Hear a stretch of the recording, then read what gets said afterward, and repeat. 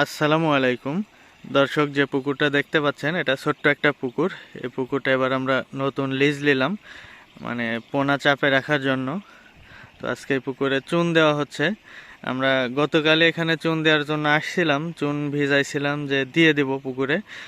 কিন্তু আবহাওয়া এত পরিমাণে মেঘলা হয়ে যায়, চারিদিকে অন্ধকার হয়ে গেছিলো, মনে হচ্ছিল যে প্রচণ্ড হারে বৃষ্টি নামবে। সেই কারণে আমরা চুন ভিজায় রেখে চলে গেছিলাম, চুন দিয়েছিলাম না।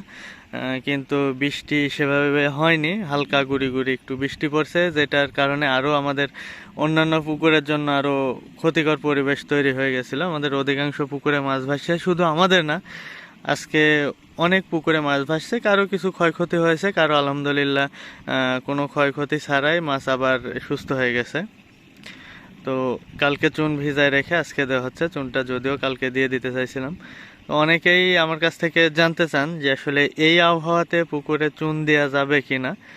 তো বর্তমানে যে আবহাওয়া যাচ্ছে, আমার মতে এই আবহাওয়াতে পুকুরে চুন না দেওয়াই ভালো। আপনারা একটু অপেক্ষা করুন, একটু বৃষ্টি হোক, আবহাওয়াটা একটু শীতল হোক, মানে পরিবেশটা ঠিক হোক, তারপরে আপনারা পুকুরে চুন দিতে পারেন। আর এই আবহাওয়াতে যদি পুকুরে চুন দেন আর কোনো কারণে যদি আপনার পুকুর থেকে প্লাঙ্কটন পড়ে যায়, তাহলে মাছ ভেসে মাছ মারা যাওয়ার সম্ভাবনা থাকতে পারে।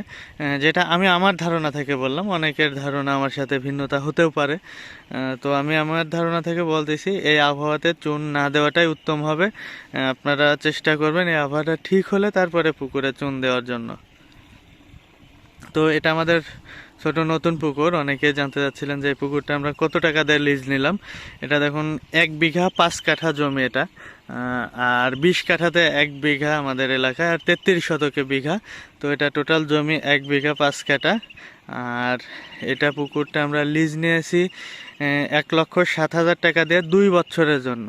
মানে 1 বিঘা 5 কাঠা জমি 2 বছরের জন্য লিজ নিয়েছি 1,07,000 টাকা দিয়ে।